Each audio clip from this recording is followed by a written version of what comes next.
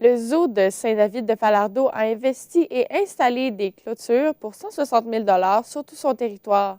Cet investissement est dans l'objectif d'obtenir une accréditation de l'Association des zoos et des aquariums du Canada.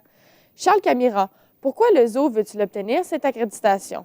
Eh bien, Anne-Sophie, il faut comprendre qu'en 2017, le zoo avait été critiqué par la SAC après une visite de l'association et celle-ci avait mentionné qu'il est dangereux et préoccupant qu'un zoo permette à ses visiteurs de toucher et de manipuler des jeunes animaux. Et en plus, la SAC avait aussi mentionné que les règles en matière de protection des êtres animaux doivent être un peu plus resserrées à Saint-David-de-Falardeau. Donc, il faut qu'au minimum, selon la SAC, il faut installer au moins des clôtures tout alentour du territoire du zoo.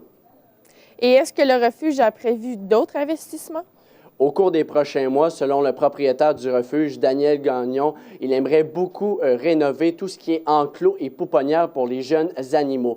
Parce qu'il faut comprendre qu'une pouponnière, c'est un endroit ou un enclos où les jeunes animaux ont droit à des soins offerts par le service ou encore les employés du zoo de Falardeau. Donc, on aimerait beaucoup rénover ce genre d'établissement du côté du zoo de Falardeau.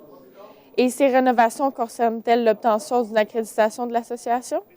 Toujours selon Daniel Gagnon, le propriétaire du refuge, il veut aussi plaire au ministère de la Faune du Québec. Donc, ce n'est pas juste la SAC. Il veut aussi plaire au ministère de la Faune et il m'a dit, là, en fait, qu'il veut arrimer aux deux associations parce qu'il faut comprendre que ces deux associations ont des exigences très, très différentes.